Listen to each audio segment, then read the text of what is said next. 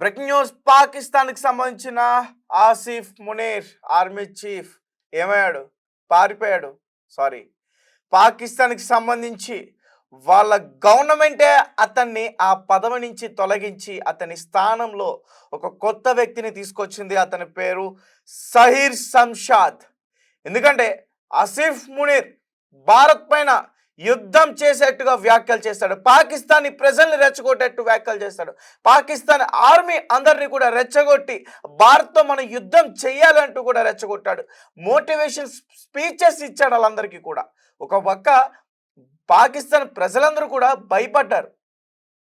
నిన్న జరుగుతున్న ఆ దాడుల తర్వాత కూడా భయపడ్డారు. వాళ్ళు వీడియోస్ పెడుతున్నారు.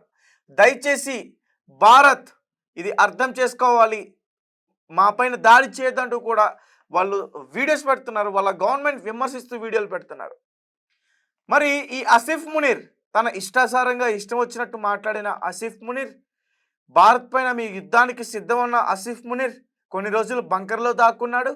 మరి అక్కడ పాకిస్తాన్కి సంబంధించిన కొన్ని పార్టీలు ఆసిఫ్ మునీర్తో ఇక్కడ అయోధ్య రామ మందిరాన్ని కూల్చి దాని ప్లేస్లో బాబరీ మసీద్ని కట్టిస్తూ ఉంటూ కూడా చెప్పారు. ఒక ఇటుకను పెట్టిస్తూ ఉంటూ కూడా చెప్పారు. మరి అలాంటి ఆసిఫ్ మునీర్ అసలు ఇప్పుడు ఏమైపోయాడు? కొన్ని రోజులుగా చనిపోయాడని చెప్తున్నారు. కొన్ని రోజుల నుంచి బ్రతికే ఉన్నాడని చెప్తున్నారు. బలోచిస్తాన్ వాళ్ళు కిడ్నాప్ చేశారని చెప్తున్నారు. ఇప్పుడేమో ఆసిఫ్ మునీర్ని పదవి నుంచి తొలగించారంటూ కూడా చెప్తున్నారు. నిజానికి ఈ ఆసిఫ్ మునీర్ చేసిన వ్యాఖ్యల వల్లే ఈరోజు పాకిస్తాన్ భారత్ యుద్ధం జరుగుతుంది. ఎందుకంటే భారత్ ఎప్పుడైతే పహల్గామ్ అటాక్ జరిగిందో ఆ ఉగ్రవాదుల గురించి ఖచ్చితంగా ఒక నివేదికను అడిగింది. ఎందుకంటే పాకిస్తాన్ వాళ్ళకి సంబంధం లేదని చెప్తుంది. వాళ్ళకి సంబంధం లేదని చెప్తున్నప్పుడు వాళ్ళ పాకిస్తాన్లో ఉన్నారు కాబట్టి వాళ్ళకి సంబంధించిన విషయాలు ఖచ్చితంగా ఇస్తే వాళ్ళని భారత్ పట్టుకుని వాళ్ళని శిక్షిస్తుంది. కానీ ఈ ఆసిఫ్ మునీర్ డ్రామాలు ఆడాడు. మాకు ఉగ్రవాదులకి సంబంధం లేదన్నాడు. ఉగ్రవాదులు మీ భారతదేశానికి చెందిన వాళ్ళే, మీ కశ్మీర్కి చెందిన వాళ్ళంటూ కూడా మాట్లాడాడు.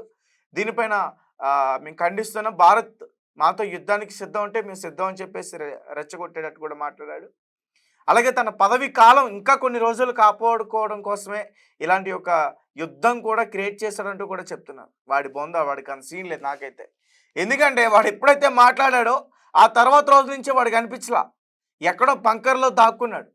ఇప్పుడేమో అతన్ని అరెస్ట్ చేయడమే కాకుండా ఆ పదవి నుంచి తొలగించి ఒక కొత్త వ్యక్తిని తీసుకొచ్చారు. అతని పేరు సహీర్ శంషాద్ అంట. ఇప్పుడు పాకిస్తాన్కి సైన్యాధిపతి ఆర్మీ చీఫ్ ఈ సహీర్ శంషాద్. మరి ఇప్పటికైనా వెనక్కి తగ్గుతారా పాకిస్తాన్, లేకపోతే ఇంకా నష్టాన్ని చూస్తారా? ఇప్పటికే చాలా నష్టాన్ని చూశారు.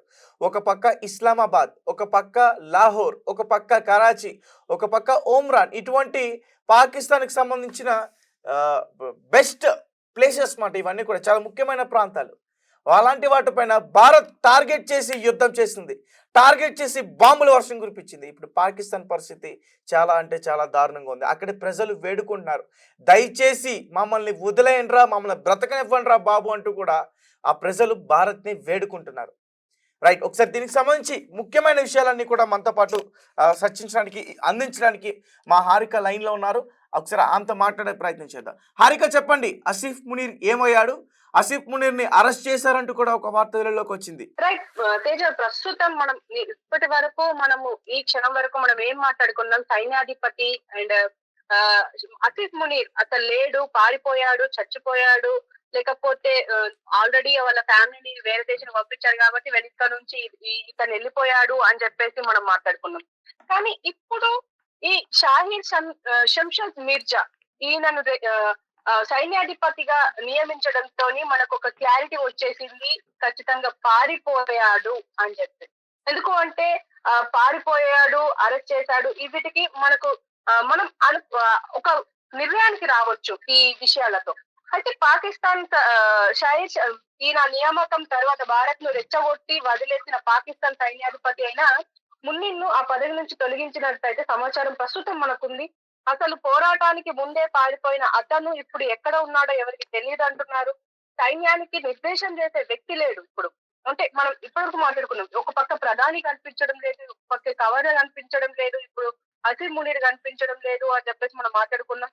అయితే విదేశాలకు పారిపోయినట్టయితే మనకు వార్తలు వస్తున్నప్పటికీ అతని స్థానంలో కొత్త ఆర్మీ చీఫ్ ను షాహిద్ శంషాద్ ను నియమించుకున్నారు. అయితే చూడాలి మరి ఎలా ఉండబోతోంది అనేది. ఖచ్చితంగా అంటే మరి డైరెక్ట్ గానే అటాక్ చేస్తారా, లేకపోతే మరి తగ్గి మరి ఆ ఉగ్రవాదుల్ని మనకు అప్పచెప్తారా అన్న విషయాల మీద ఇంకా ఒక క్లారిటీ రావాల్సింది. కానీ మన భారత సైన్యం మాత్రం ఎక్కడా తగ్గడం లేదు. అటాక్ల మీద అటాక్ చేస్తూనే ఉంది.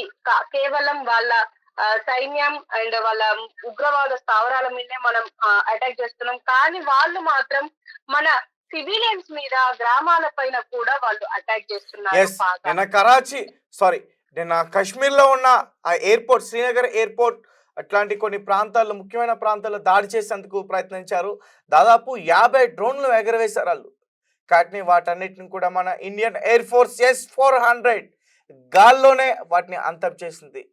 ఒక్క చోట కూడా బ్లాస్ట్ అవ్వలేదు. అవి గాల్లోనే బ్లాస్ట్ అయిన తర్వాత ఆ పరికరాలన్నీ కూడా కింద పడ్డాయి తప్ప అవన్నీ ఫెయిల్ అయ్యాయి. చైనాకి సంబంధించిన ఆ మిసైల్స్ అన్ని కూడా ఫెయిల్ అయ్యాయి.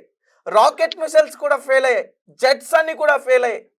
ఆ జెట్స్ ఫెయిల్ అవడమే కాకుండా F-16, F-17 ఈ జెట్స్ కూడా బ్లాస్ట్ అయ్యాయి. అలాగే ఒక పైలట్ కూడా దొరికాడు.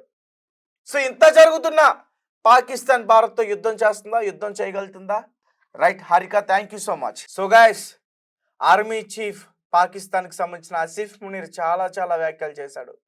మేము భారత్తో యుద్ధం చేస్తాం, యుద్ధం చేసి ఒక ముస్లింగా చనిపోయినా అంతకన్నా గౌరవం ఇంకా దక్కదంటూ కూడా మాట్లాడాడు. కానీ నిజానికి నాకు ఆ విషయంలో చాలా బాధ అనిపిస్తుంది. ఎందుకంటే ఒక ముస్లింకి సంబంధించిన యోధుడు వెనక్కి తగ్గడు. కానీ ఈ పాకిస్తాన్ దొంగ కుక్కలు కాబట్టి వెనక్కి తగ్గారు. నిజమైన ముస్లిమ్స్ అందరూ కూడా ఇండియన్సే.